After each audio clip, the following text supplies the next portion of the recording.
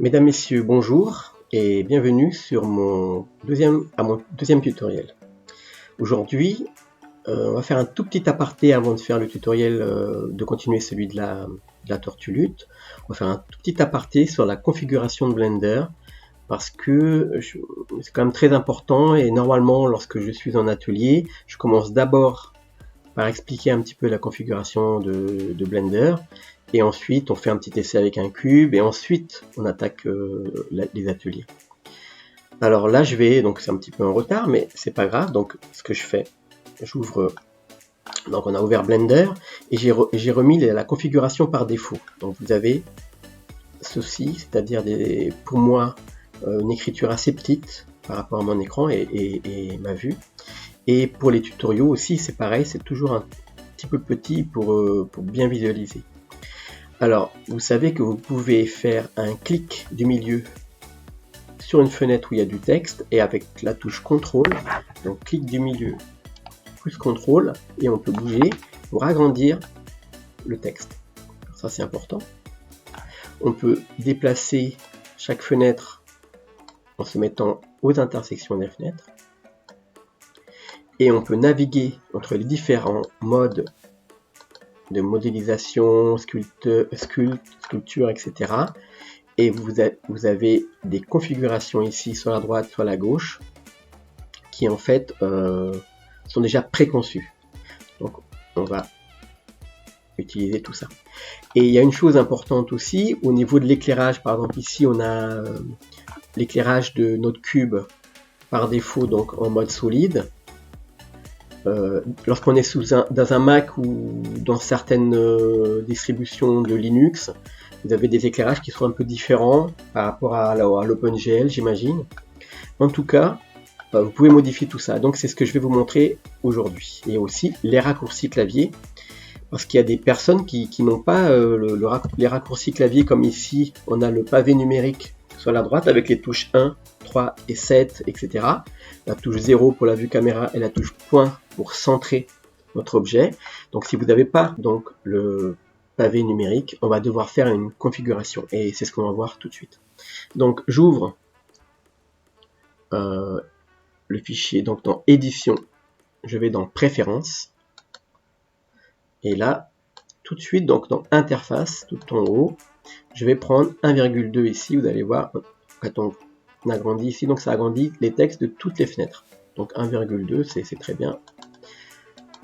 Voilà, on va laisser comme ça. Ensuite vous avez le thème. Moi par défaut, alors vous pouvez changer toutes les interfaces de Blender. Alors c'est super. Par exemple ici, je sais pas, le fil, la couleur de votre fil de fer, la couleur du Grace Pencil. Vraiment, voilà, chaque couleur, les os, la couleur des os. De l'interface, bon, vous avez les outils, vous utilisez le texte. Alors par exemple ici on peut voir plus clair. Le texte sélectionné, alors ici. Et dans le menu, pareil. Bon, donc vous pouvez vraiment le configurer aux petits oignons. Moi je clique simplement sur Blender Light, c'est une préconfiguration lumineuse, et moi ça me va bien. Voilà. Ça, comme ça passe.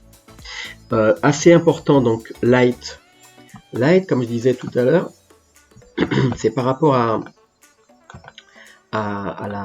votre cube, le dessus, le dessous, et donc si par rapport à ça, vous pouvez éditer le studio Light, le studio de l'affichage solide, l'affichage par défaut.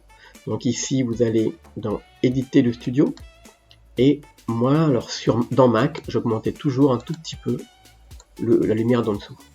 Voilà. Et on peut aussi, alors quand c'est noir comme ça, c'est à dire qu'il n'y aura pas de lumière, en fait très peu, et on peut activer un peu plus de lumière. Et vous voyez ici par exemple, là ça change, là j'exagère, ça change ici, ça donne un peu d'éclairage sur la gauche de mon cube. Alors je sais pas si on voit le cube. Là je vais le mettre là, que on le voit. que ma fenêtre elle cache. Voilà. Alors, donc on va booster un tout petit peu la lumière. Alors j'exagère là, mais bon, il faut qu'on le voit. On va booster un tout petit peu la lumière d'ici. Et la lumière par défaut, on va aussi là, booster un tout petit chouïa. Voilà. Et ça me permet aussi de baisser la luminosité de mon portable, comme ça je gaspille très peu d'énergie, parce que voilà, j'habite en forêt et du coup moi je travaille sur un portable et je baisse la lumière. Donc maintenant on a le bouton éditer. Bon, ça c'est la manière, bon, pour l'instant on change pas, c'est pas primordial. Par contre, alors dans les add-ons, moi, vous avez vu que j'utilise quelque chose que vous n'avez pas par défaut. Ça permet de voir les touches que j'appuie au clavier ou que quand je tripote ma souris. Donc là, en fait, vous pouvez aller dans... Alors, c'est un truc que j'ai installé qui s'appelle Shortcut VUR. Alors, si vous le trouvez, vous cherchez sur Internet, Shortcut VUR, et que vous l'activez, vous aurez aussi vos touches qui vont s'afficher à l'écran. Et là, par contre, très important, le input. Le input, vous avez émulé un pavé numérique. Et ça, c'est important lorsqu'on est sur le Mac. Dans le Mac, il n'y a pas ou dans les petits portables, vous n'avez pas le pavé numérique pour faire vos raccourcis de vue. Donc vous cliquez sur émuler numpad. Pareil, si vous avez une souris qui n'a pas de clic du milieu, vous pouvez émuler le clic du milieu. Donc après, je crois que c'est avec une touche du clavier, alors il faudra voir. Hop, avec Alt, Left, hop, Alt et Left, ça fera le clic du milieu. Bon, si vous avez besoin. Ensuite, quelque chose de très important ici, au niveau du mapping des touches, c'est-à-dire des raccourcis clavier, c'est le raccourci clavier qui va vous centrer, je vais vous montrer, qui va vous centrer l'objet dans votre vue. Là, il est n'importe où l'objet, voilà, je le mets n'importe où là-bas. Et il est sélectionné, voilà, on peut le sélectionner ici dans le outliner, voilà. Et on va mettre la souris dans la vue et on appuie sur la touche point qui est à côté du 0. Donc hop, le cube arrive en fait parce qu'il est sélectionné, il va se centrer dans notre vue. Pareil en mode édition, modeling ou edit mode. Okay. Donc si vous sélectionnez un point ou shift 2 points, lorsque vous appuyez sur le point, ça va centrer votre vue par rapport à ce que vous regardez.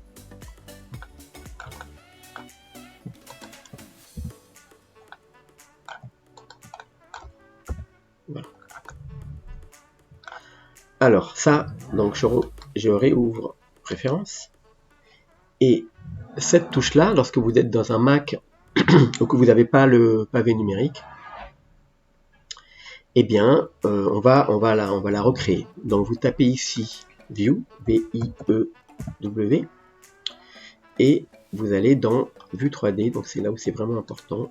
Donc, View est écrit ici, et on va chercher par nom à l'intérieur. Donc, on va chercher ici. Donc, ah voilà, 3D View. Et là, vous cherchez le point, donc View Selected. Et on va remplacer le raccourci par Shift, virgule ou Shift point. Voilà. Alors on va tout de suite tester. Et donc je sélectionne 2 points, j'appuie sur Shift, point. Voilà. Et lorsqu'on avait donc activé aussi les touches 1 à 7 pour les raccourcis clavier de nos vues, donc vous voyez les raccourcis clavier qui sont affectés aux touches 1 à 7 qui sont au-dessus de notre clavier. Voilà, ça c'est vraiment la base pour configurer Blender. Et ensuite, très important, le File Path ici tout en bas. Alors File Path, par défaut, donc là je suis sous Windows, vous avez C Windows /font qui est déjà configuré. Lorsqu'on va créer une nouvelle un texte dans Blender, on aura tout de suite accès à toutes nos polices de caractère. Et bien lorsqu'on va créer une nouvelle texture, moi je veux avoir accès à mon dossier où j'ai déjà toutes mes textures qui sont sauvegardées. Donc je vais dans File Path, pour associer le dossier qui moi est dans, je l'ai mis dans C à la racine et GeoTexture. Voilà, et on fait Accept.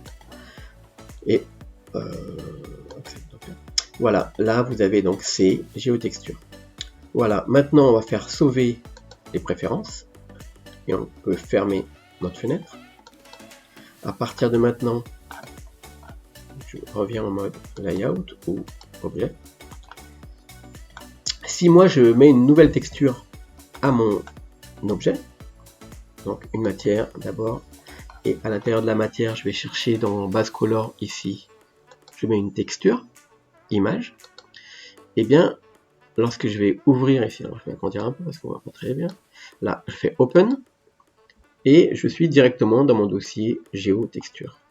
Donc j'ai plus qu'à prendre, je sais pas, par exemple, des linges, la nature, alors j'ai pris des photos de nature. Ah oui, on ne voit pas les vignettes des images, vous devez cliquer sur ici et choisir Thumbnail. Alors. Et là comme ça vous avez les vignettes. Donc là par exemple je vais prendre ceci pour mon cube, et lorsque je passe en mode affichage, comme ça voilà, vous avez tout de suite, vous avez vu, c'est pratique pour aller chercher vos textures. Voilà, c'était tout pour la configuration. J'espère que vous avez aimé ce petit tutoriel très rapide sur la configuration de Blender. N'hésitez pas, abonnez-vous, parlez-en autour de vous, et très rapidement, la suite de nos tutos. À la prochaine.